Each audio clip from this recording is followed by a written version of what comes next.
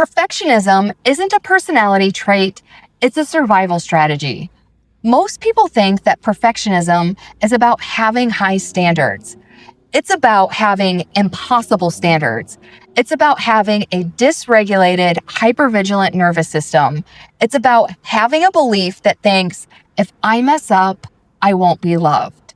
And if that line just hit you in the stomach, you're exactly who I'm talking to. Hello, my name is Angie. I am the Inner Glow Coach, and I live in Honolulu, Hawaii, where the ocean is warm, the sunsets are gorgeous, and perfectionism still tries to control me. And it used to control me, but the difference now is that I've made friends with it, and I respond to it much differently than I used to. Because I unfortunately learned the hard way that you cannot hate yourself into becoming the person you love. And my backstory and experience with this is growing up, nothing I ever did was good enough because my mom was extremely critical and she would nitpick everything I did.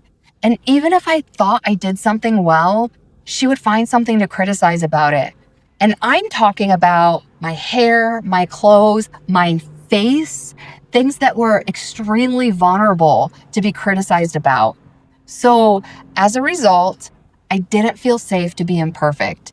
And I definitely didn't feel safe to make mistakes.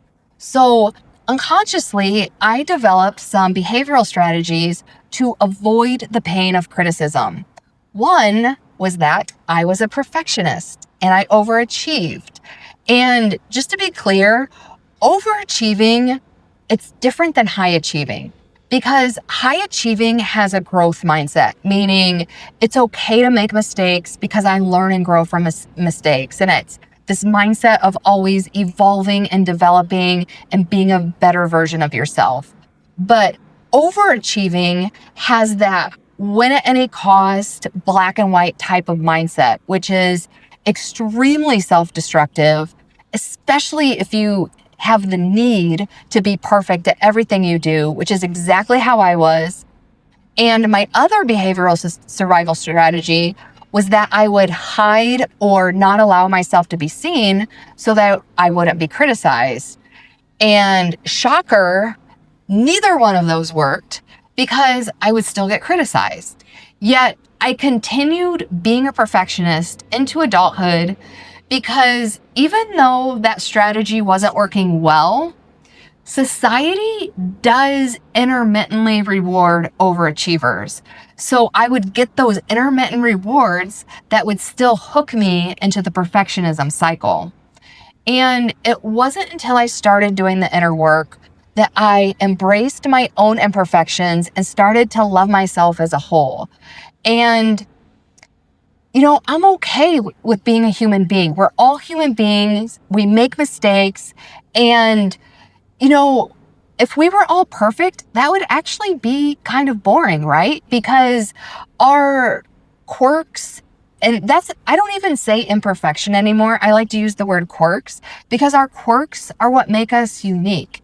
And perfectionism, it's just this fear of being rejected. It's this controlling everything outside of you because, like, for example, I wanted to control everything outside of me because I felt like if anything uncertain happened outside of myself, then emotionally, I wouldn't be able to handle it. So instead of developing emotional regulation, I developed this strategy of controlling everything outside of myself so that I didn't even have to face my feelings. So in other words, perfectionism is also self-abandonment because you're running away from your own feelings. And if you peel back the layers on anything, there's usually even more to it. So for example, at the root of perfectionism, it's a belief of not feeling good enough.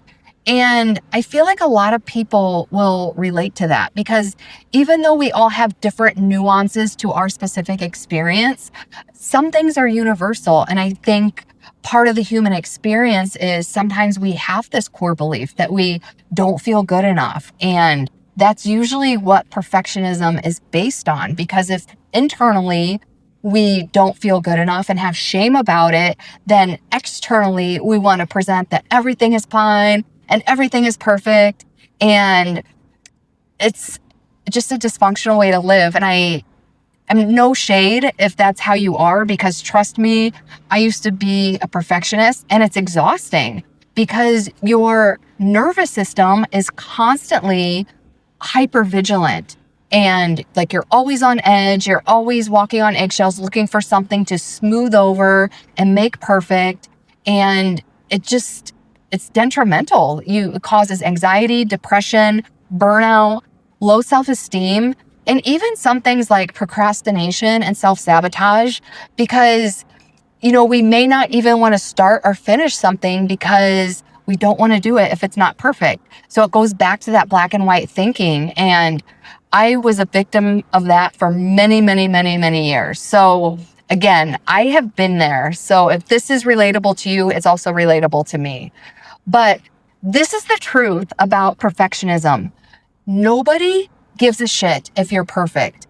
We are all human beings and nobody is perfect. And if there is anyone on this planet who judges you for not being perfect, I am telling you right now, they have their own issues that have nothing to do with you. And honestly, they're probably just projecting onto you, and that is not your problem. So the goal is to never be perfect. The goal is to always be improving and to always be the best version of yourself at any given time. And honestly, when I started doing the inner work and changed my goals to that instead of always being perfect, it created such a sense of relief for me, because mistakes are actually a valid method to learn and grow. And I I think that's overlooked a lot in society because, again, a lot of us were raised in environments where it was unsafe to make mistakes. So even though I don't know for sure, I don't think the perfectionism triggers or impulses ever go away. They may. So if you are someone who has overcome them and don't feel them anymore, please let me know. But the goal is not to make them go away, because they may never go away. The difference is how you respond to them. So, for example, how I've learned to respond to the triggers of perfectionism is self-compassion.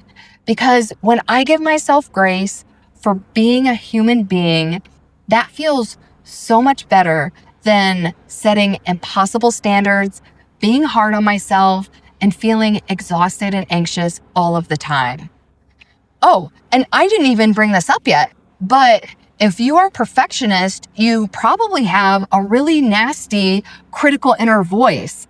And that inner voice haunted me for an embarrassing amount of time. It haunted me for over 40 years. And I let it drive and control all these perfectionism behaviors, which just added to the anxiety and stress. But when I started practicing self-compassion, again, I don't know if the critical inner voice will ever go away, but it has diminished so much. And like that alone has changed the entire quality of my life. But just this whole practice of self-compassion and having the awareness to switch from the perfectionism and critical inner voice to self-compassion is changed my life. So that is why I am doing a 3-day self-compassion challenge on YouTube starting on Friday. They're going to be videos like this. I'm not posting them on Shorts. I'm not posting them on Instagram. I'm not posting them on TikTok. They will be YouTube videos, probably similar like to this. And for 3 days, I'm going to be talking about 3 actionable steps that you can take in your everyday life that will get you in the habit to start practicing self-compassion. So anytime your critical inner voice, your perfectionism, or any of this stuff shows up, you have the awareness to think, I really don't want to go down this road of being anxious and hypervigilant anymore. I want to choose a different option now. So I am going to give you real actionable steps so that you have the tools to make a different choice. And I am telling you, this will change your life so much. So I'm super excited to share this.